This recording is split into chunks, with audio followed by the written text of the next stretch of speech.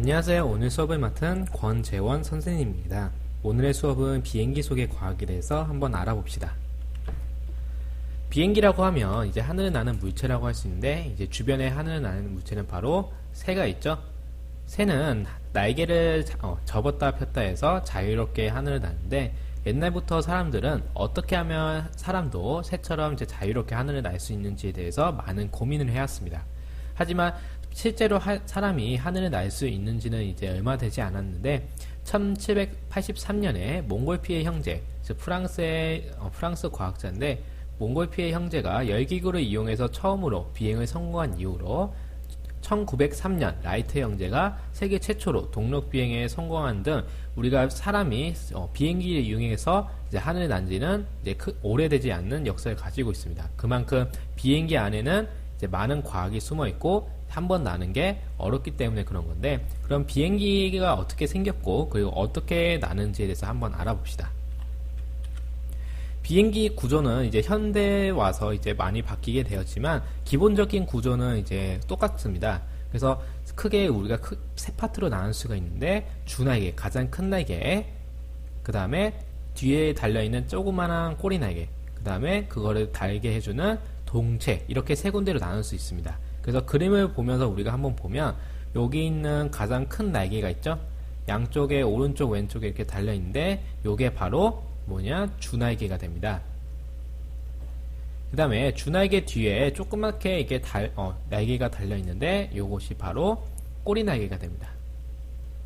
꼬리 날개는 다시 두 가지로 나뉘게 되는데, 평평하게 이렇게 달려있는 요 부분이 바로 수평 꼬리 날개가 되고, 그 다음에 위쪽으로 이렇게 뾰족하게 달려있는, 수직으로 달려있는 요 부분을 수직 꼬리 날개라고 부릅니다. 그래서 우리가 꼭 비행을 위해서는 이렇게 큰 날개 있는 주날개랑 그 다음에 뒤에 있는 수직 그리고 수평 꼬리 날개가 반드시 있어야지만 우리가 비행을 할 수가 있어요. 그리고 여기 가운데 달려있는 요 중앙에 있는 파트가 바로 동체가 됩니다.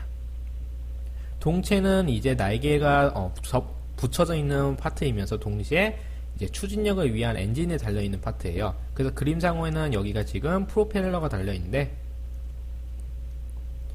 프로펠러가 여기서는 추진력 역할을 하게 됩니다. 됐죠? 그래서 비행기는 가장 크게 동체, 그리고 큰 날개, 주날개, 그 다음에 뒤에 있는 꼬리 날개, 요거 세 가지를 꼭 기억해서 우리가 뒤에 수업 때 만들 이제 글라이더에 대해서도 이렇게 요 세 가지 파트는 꼭 잊지 말고 만들도록 합시다. 그러면 이제 비행기가 어떻게 생기는지 알아봤으니까 비행기가 어떻게 나는지를 한번 보면, 지금 우리가 비행기 옆에를 본 이렇게 도식도가 되어 있는데, 비행기를 날게 하는 힘은 크게 네 가지가 존재합니다. 이렇게 해서 양력, 추진력, 중력, 항력이 있는데, 그 중에서 가장 중요한 건 바로 양력입니다. 양력은 뭐냐면, 양력은 비행기를 위로 뜨게 하는 힘을 말합니다. 그래서 이 힘은 어디서 발생하냐면 바로 날개 부분에서 발생하게 되는데, 날개가 이렇게 존재하게 되면 아래에서 공기가 올라오면서 요 날개를 위로 올리게 되는데, 이 힘이 바로 양력이 되게 됩니다. 그래서 양력은 날개에서 발생하는 힘이기 때문에 날개의 모양이나 아니면 크기 같은 우리의 기타 이제 성능에 따라서 양력이 많이 발생하냐 아니면 적게 발생하냐 이렇게 정해지게 돼요. 그래서 양력이 많이 발생하면 할수록 비행기가 더 잘 뜨게 되겠죠. 그래서 우리가 비행기를 만들 때는 항상 양력을 어떻게 만드는지 고려를 해줘야 돼요. 그 다음에 이제 중요한 건 바로 추진력인데, 추진력은 뭐냐면 비행기가 앞으로 가게 하는 힘이에요. 앞으로 가게 하는 힘인데, 보통 이제 우리가 추진력으로는 보통 많이 뭘 쓰냐, 엔진이라던가 아니면 프로펠러 같은 거를 쓰게 됩니다. 하지만 오늘 이제 뒤에 수업 때 만들 거는 글라이더기 때문에, 글라이더는 이제 추진력이 엔진이나 프로펠러가 아닌 사람이 직접 던진 힘으로 우리가 추진력을 얻게 돼요. 그러면 이제 비행기가 어떻게 나는지 알아봤으니, 비행기가 어떻게 생기는지 종류도 한번 알아보면, 비행기는 이제 아까 본 이제 큰 날개, 주날개가 있고, 그 다음에 뒤에 조그만 꼬리 날개 두 개가 이렇게 달려있죠. 그 다음에 이거를 두 개를 받쳐주는 이제 동체가 있는데 꼭 이렇게 모양이 생기지 않더라도 다양한 형태가 존재할 수 있어요. 그래서 그림상으로는 이제 5가지 형태가 있는데 첫 번째 직선익을 보면 직선이라고는 가장 일반적으로 쓰는 형태의 비행기를 말해요. 그래서 앞에 날개가 직각삼각형을 이루면서 달려있고 뒤에 꼬리 날개도 직각삼각형을 이루면서 우리가 달려있는 형태에서 이게 가장 일반적인 비행기 형태를 말합니다. 그러면 일반적인 형태라는 건 그만큼 비행기가 안정하다는 의미예요. 그 다음에 이제 직선익 말고 타원익이 있는 건데 타원익이란 건 날개가 끝이 뾰족한 게 아니라 둥글게 만들어서 비행기를 면적을 조금 더 가볍게 만든 겁니다. 그 다음에 타원익뿐만 아니라 비행기를 이제 뾰족하게 삼각형 형태로 만들어서 할 수 있는데 이런 것들은 현재 이제 전투기 같은 형태에서 많이 볼 수 있는 형태입니다. 그 다음에 이제 날개가 뒤로 꺾여 있는 것을 후택이라고 하고 그 다음에 이제 전지기능을 해서 이제 이 놈을 카나드 비행기라고 하는데 카나드 비행기는 좀 특이하게 이제 꼬리 날개가 앞에 오고 그 다음에 주 날개가 뒤에 오는 형태여서 요거 만들기는 조금 어렵지만 카나드도 되게 안정하게 날린다. 그것도 알아두면 됩니다. 그래서 우리가 날개 형태는 비행 목적에 따라서 이제 주 날개가 형태가 달라지게 돼서 비행기가 빠르게 날게 할 거나 아니면 안정하게 아니면 천천하게 날게 할지에 따라서 이제 주 날개 형태가 다 달라지게 됩니다. 이제 오늘 만들 거는 이제 글라이더인데 글라이더라는 거는 이제 기존에 있는 비행기와 다르게 엔진이나 프로펠러 같은 이제 추진 기관이 없습니다.